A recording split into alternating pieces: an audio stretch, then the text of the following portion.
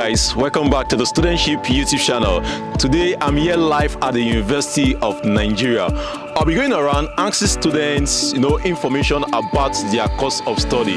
I can assure you that you are going to find this video helpful. So make sure you like this video and subscribe to this channel. Alright, good afternoon. What's your name, department and level? Okay, good afternoon. My name is Abu Frederick Chinemerem, tutorial level student of veterinary medicine. Wow, nice to meet you. Nice to meet you. What about you? My name is Miss Omadi Melu. I'm a student, veterinary medicine, 600 level. Wow, 600 level. That is fun here, right? Yeah, fine. So, veterinary medicine is a 6 years course. Yes. Wow, interesting. So, can you tell me what is veterinary medicine as a course in the university? Most students, when you hear about veterinary medicine, the first thing that comes to your mind is animal doctor. Like, what is the course all about?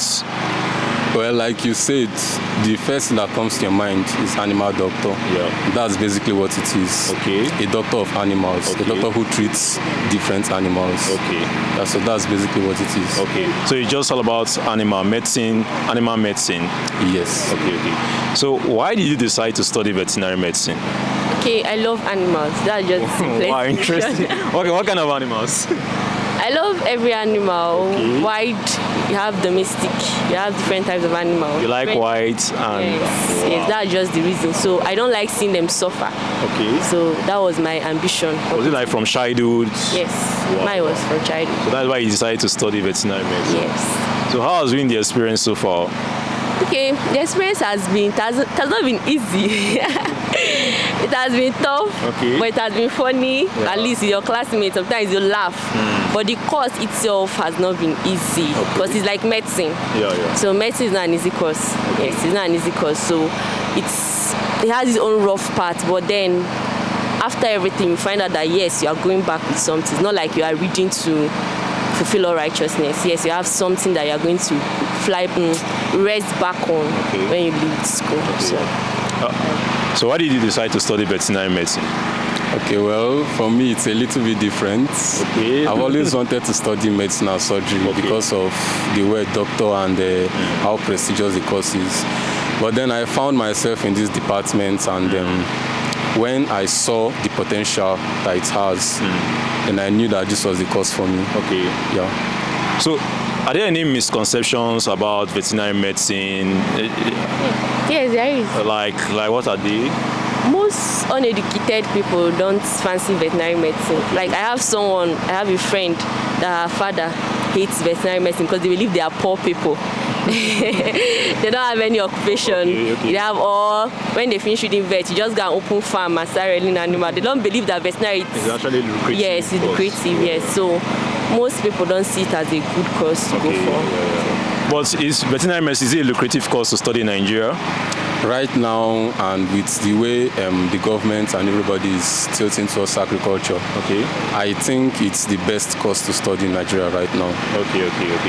So can you describe a typical day of a veterinary medicine student in a university? Sorry, can I get Like just give an overview of the typical day. Like when do you go for your classes? Like are you in class all throughout the day, or you have the opportunity to engage in other extracurricular activities?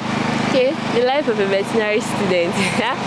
It's actually very funny because you tend to go to class from 8 to 6 every day or 8 to 5. Yeah. Then some lecturers might extend it to 6 every day. So your week is spent. Wow. So engaging yourself in an extracurriculum activity might not be easy, but maybe you can engage yourself, like maybe if you have fellowship activities and other stuffs, maybe after school by 6 you can engage, but you are restricted.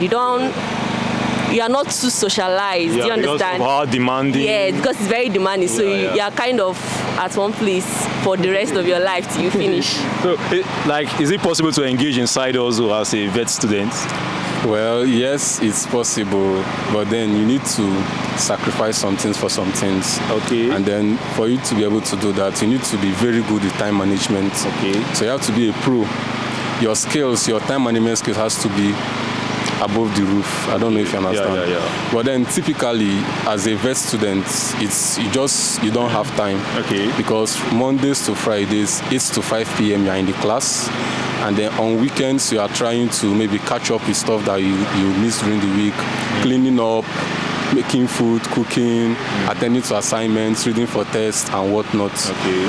But then if you want to engage in side hustles or social activities, extracurricular activities, you can do that. But first of all, you have to be intelligent. Yeah. To study the course in the first place, you have to be intelligent. So if you want to engage in all these other extracurricular activities, church, sports, business, and the rest of them, you really need to be very intelligent, and then you need to learn how to manage your time very well. Okay. Talking about intelligence, is it possible for an average student from secondary school in terms of those physics, mathematics, biology to study veterinary medicine, or you have to be super intelligent to skate through these departments? Actually, it's possible because I'm an average student. Okay. So it's actually very possible. I can remember in my secondary school, one of my teachers told me to go for arts. because of your performance. Yes, because of my performance. So for me to be in vet and scaling through as I'm doing, because my second year, third year was very good, and fourth year was very, very good. So for me to be an average student and still scale through, yes, an average student can. And even if you are poor academically, I don't believe there's any person that is poor. You just know when you are supposed to read and how you're supposed to read, because some will read once and understand, but some will have to read to grab it. So what has been your strategy that has helped you in your academics so far? As an average student. As a student, as a vet student. Okay. As a vet student, my strategy is I'm a night reader. Okay. So I try to, even though not every time, because sometimes you'll be stressed out and then you tend to sleep. Okay. But then I try to at least open my book and read maybe at least twice before every test or before every exam, so that I can at least grasp what that stuff has to do. And then I try to read over and over and over again that day that we have the test, so that I can get so it. you just grabs. Yes, everything. So has there been any challenging experience, or something like you just felt like, man, I want to give up, but you still kept pushing, any memorable experience? Yes, of course. I remember my second professional exam. Okay. When I started my exam, it was time for pharmacology exams. Okay. In fact, I gave up. I remember crying because I finished an exam, because normally in veterinary medicine, your exams are almost back-to-back every day for about a month. Wow. Back-to-back, Mondays to Fridays for about a month. So I was already worn out, and I had pharmacology the next week. I wrote an exam on Friday, and I had pharmacology the next week, Monday. And pharmacology, any medical student knows pharmacology. He or she knows pharmacology. So I cried. I remember I cried. But then I told myself that at the end of the day, you either have to make it or you make it. Yeah. And at the end of the day, by God's grace and through hard work, I made it. Yeah, you skate through. Yeah. Okay. So you talked about professional exam. Can you just give me a breakdown of what the exams like? Is there first professional exams, second professional exams you need to write during your stay in school? Yes, there is. Okay. Your second year, you write just normal exams. Okay. Then your third year, they calculate both your second year exam and your third year first semester exam. That's your first professional. Wow. Then your third year second semester exam and your fourth year is your second professional. Then your fifth year is your third professional. The whole of your fifth year? Yes. Wow. So you have 3 professional exams? Yes, exactly. Okay. So what about final year? What do you do in final year? Final year is hell. What is happening in final year? What is happening in final year? Well, to give an overview, in the final year, we have postings from 8 a.m. to 2 p.m. every day. Okay. And these postings, we either go to the veterinary farm, or we go for ambulatory service, or we go for what's it called? Meat inspection. Okay. Or we go through the different labs, because we have about 4 labs here. We have our microbiology lab, our parasitology lab, our clinical lab, and our pathology lab.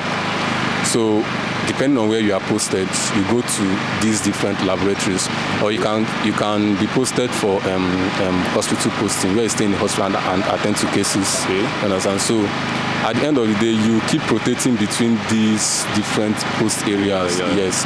And then in addition to the 8 to 2 that you have for posting, you still need to go for your classes 2 to 5. With the posting. With the posting. And then you still have your projects, your final year projects to write. And it's not just any project, because you're actually doing a very big work. Like, in fact, I dare to say it's to the level of a master student project. And then on top of it, you still need to submit reports. Like, you submit case reports every week. You're supposed to write out all the cases that from your posting. You're supposed to write out all the cases that you've witnessed and how you treated them, and everything about that case, and still submit them. So it's hell. It's hell. So the posting is in your final year. You go for your posting. Yes, your final year. So lastly, guys, what advice do you have for a student that is aspiring to study veterinary medicine at the university? Okay, the advice I would have for any student that wants to study veterinary medicine, it's you have to love the course. Because veterinary medicine on its own is stressful for you to hate it. So you have to have love for it. If you don't have love for it, you can't survive. They will kick you out your first professional. But when you have love, even if you don't have it, develop it. Love can be developed.